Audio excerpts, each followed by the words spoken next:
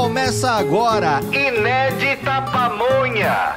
Por instantes felizes, virginais e irrepetíveis.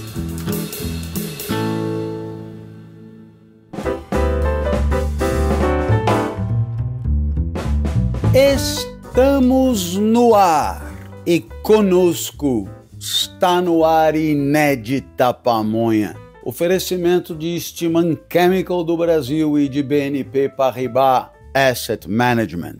Obrigado aos apoiadores que de modo fervoroso, renhido e tenaz têm nos ajudado demais a manter tudo isso aqui de pé. Vamos então ao que interessa. Inédita Pamonha no ar.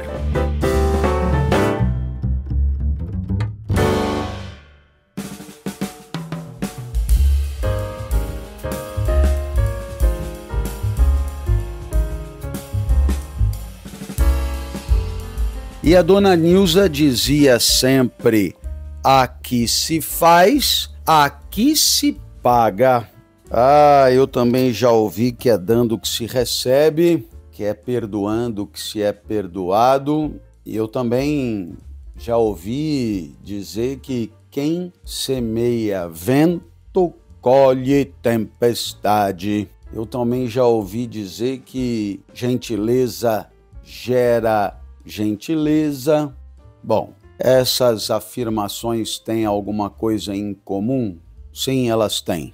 É que no final das contas elas reúnem na mesma frase dois tipos diferentes de valor. Venha comigo.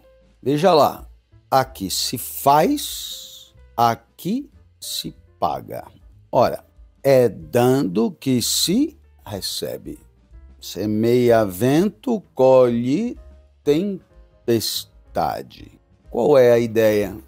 A primeira parte dessas afirmações tem a ver com a nossa conduta e, portanto, tem a ver com o fato de termos agido bem, é dando que se recebe, ou de termos agido mal. Quem semeia vento, colhe tempestade. Dar é positivo, semear vento é negativo.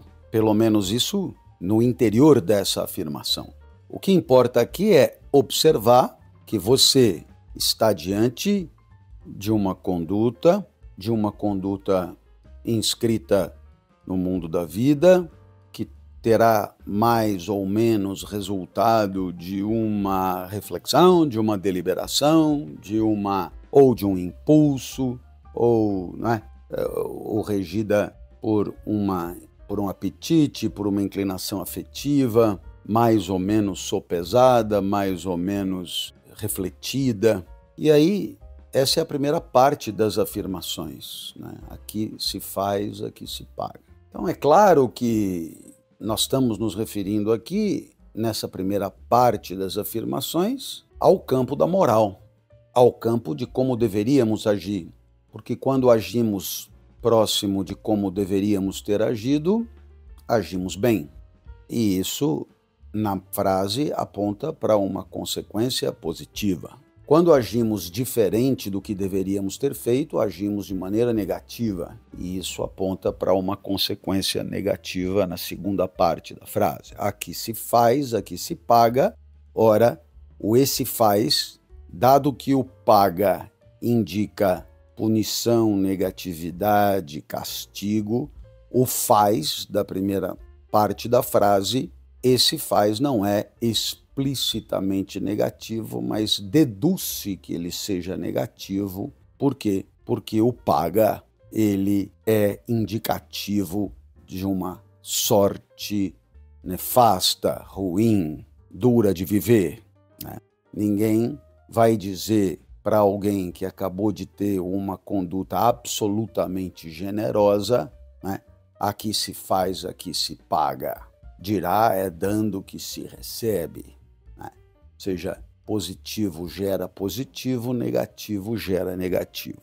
O problema é que a segunda parte da frase aponta para o que vai acontecer depois. E o que vai acontecer depois, não se sabe bem por que aconteceu, né? aqui se faz, aqui se paga, mas essa paga, qual é a origem dela, né? Você faz no mundo, você age no mundo, você joga a sua conduta no mundo, né? E aí, em algum momento, inclusive o delta T, o intervalo de tempo entre a primeira parte da frase e a segunda parte da frase não é especificado, em algum momento alguma coisa de bom acontece, você junta Lé com Cré e você estabelece um vínculo de causalidade entre o fazer e o receber, entre o fazer e o pagar, entre o dar e o receber, entre o semear vento e colher tempestade e assim por diante. Ora, esse nexo de causalidade, ele nos cai bem, porque esse nexo de causalidade confere um verniz ou uma aparência de justiça. Aquele que agiu generosamente receberá. Aquele que agiu egoístamente pagará. Aquele que agiu cruelmente sofrerá. Aquele que agiu intempestivamente arcará. Semeia vento, colhe tempestade. Então, há uma espécie de crença de que o resultado esperado da ação, que vem não se sabe bem de onde, vai premiar os bons e castigar os maus.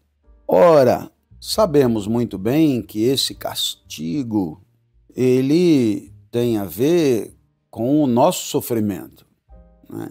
O que significa a tempestade? Significa sofrimento. O que significa a paga? Aqui se faz, aqui se paga. Significa sofrimento. Por outro lado, o que significa o receber para quem deu?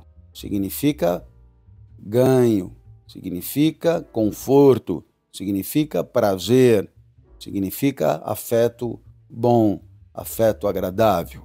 Então, qual é, no final das contas, a ideia?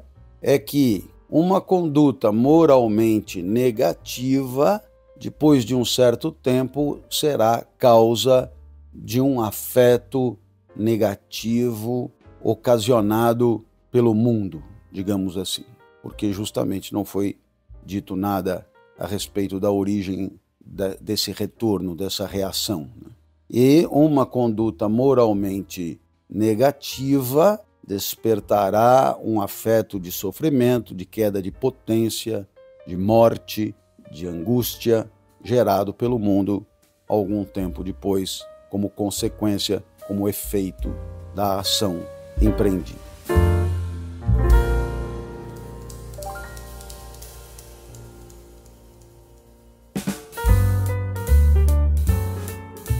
Olá, eu sou Clóvis de Barros e venho aqui propor a você nos apoiar a manter vivos os nossos conteúdos de filosofia na internet. Para você participar com uma singela colaboração, você deve entrar em apoia.se/Inédita Pamonha. Repetindo, apoia.se/Inédita Pamonha. Você pode nos ajudar demais a honrar os nossos compromissos, pagar nossos editores, as nossas plataformas e manter nosso conteúdo vivo para que ele continue impactando as pessoas como tem feito.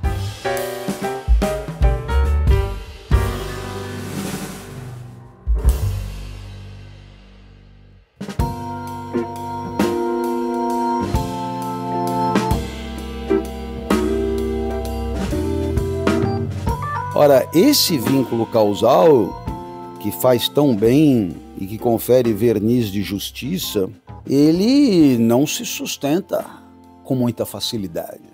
Porque muito do que nos acontece no mundo não tem uma causa diagnosticável por nós. E é o que nós colocamos na categoria do acaso. Se não é acaso para Deus, que tudo vê e tudo sabe, é acaso para nós, que nem tudo vemos, ou pouca coisa vemos, ou nada vemos. Então, está na categoria do acaso. Então, nós teríamos que concluir que quem age bem é brindado pelo acaso com sorte, e quem age mal é brindado pelo acaso com azar.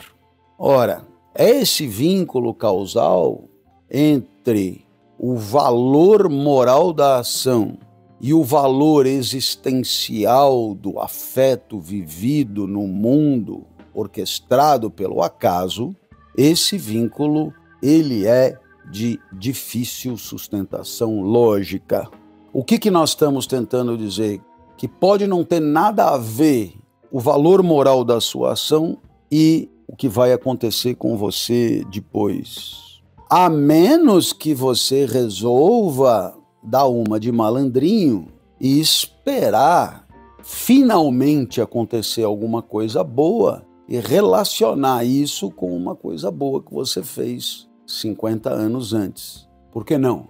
Mas para termos o pé mais no chão, que é o nosso objetivo aqui, vamos combinar que uma pessoa boa pode se dar muito mal na vida. E uma pessoa canalha pode se dar melhor na vida do que uma pessoa boa. Portanto, essa história de quem com ferro ferre, com ferro será ferido, é uma história que aparentemente não contemplou grandes facínoras que não pagaram na carne toda a dor que acarretaram. E assim você pode jogar uma bomba numa cidade japonesa e, eu não digo nem jogar, mas decidir que joguem uma bomba numa cidade japonesa e a coisa ficar por isso mesmo. Você pode ficar bombardeando um país, matando pessoas inocentes, crianças, jogando bomba em hospitais infantis, etc.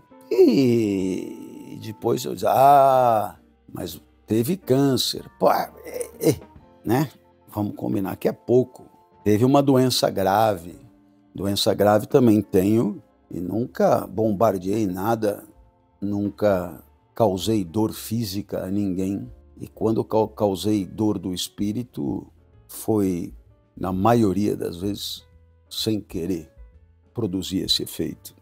Então é perfeitamente possível que um indivíduo que não trai no matrimônio seja vítima da traição do cônjuge.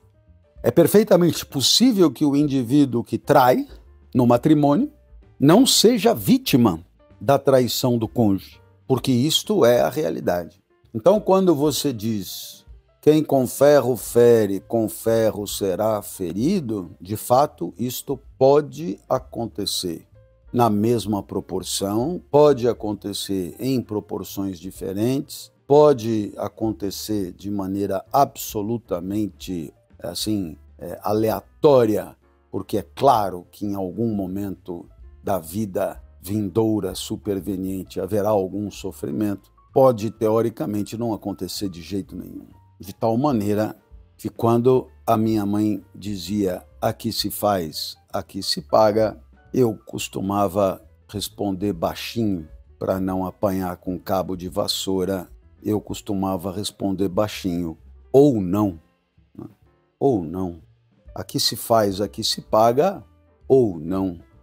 Porque nenhum valor moral está vinculado do ponto de vista causal a valores existenciais, a não ser um, que é o de se sentir bem em ter agido bem. Neste caso, sim, eu estou feliz comigo mesmo, porque tendo podido agir mal, eu agi bem. Mas neste caso, eu sou, através da minha ação, a causa direta da minha alegria e não mediada pelo acaso do mundo. É exatamente por isso que o grande problema do ditado é o tal do aqui, né? Porque o aqui faz acreditar numa situação de interação com o mundo, bem como a formação impessoal do verbo, aqui se faz, né? Aqui se faz, aqui se paga. Isso indica uma causalidade que transcende o próprio agente. É completamente diferente de dizer eu agi bem, logo eu estou feliz comigo mesmo. Fiquei feliz comigo mesmo. Porque neste caso, O agente que age de modo moralmente elevado também é o agente que dá causa ao afeto auspicioso e alegre em si mesmo.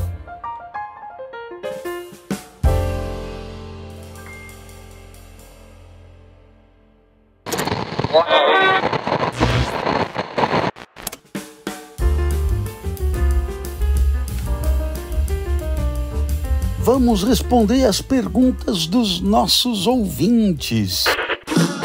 Olá, professor Clóvis. Alisson Gratão falando de Goiânia novamente. Já tive a oportunidade de ter uma pergunta respondida e me empolguei. Alguns dias atrás o senhor disse que podia perguntar de novo, então vou perguntar de novo. Eu estava assistindo um vídeo seu falando sobre a pamonha alguns dias atrás, né?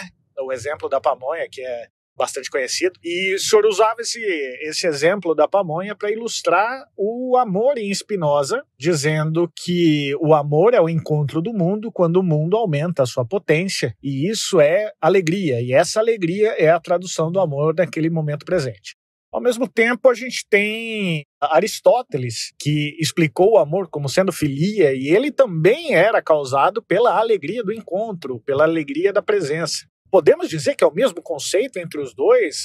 Aparentemente um inspirou o outro, claro, mas podemos dizer que é a mesma coisa ou tem alguma diferença substancial aí que a gente precisa ter atenção? Te agradeço, um abraço.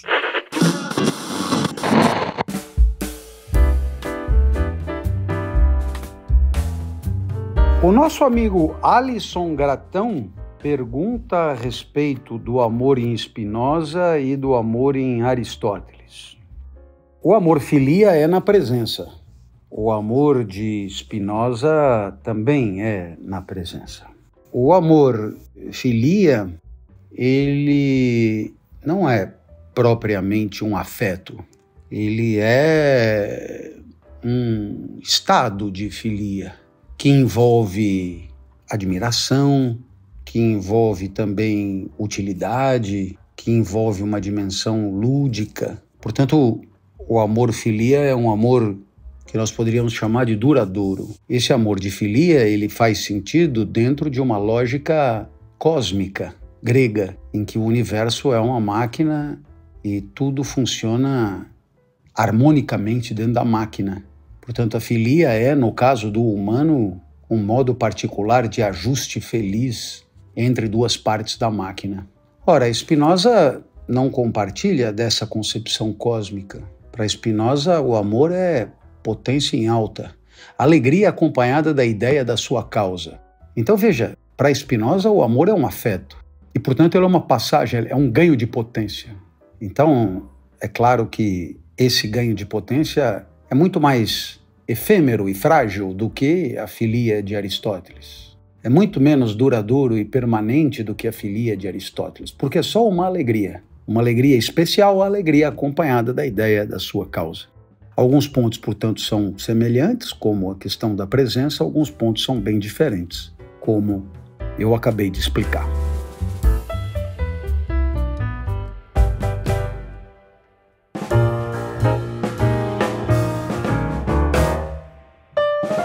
Esse foi mais um Inédita Pamonha, oferecimento de Eastman Chemical do Brasil e de BNP Paribas Asset Management. Eu espero que você tenha curtido, gostado. Se for o caso, ouve de novo, porque há muita coisa a considerar neste Pamonha. E aí, se você tiver gostado muito mesmo, o que você faz é convidar alguém para ouvir junto com você. Beijo grande, valeu!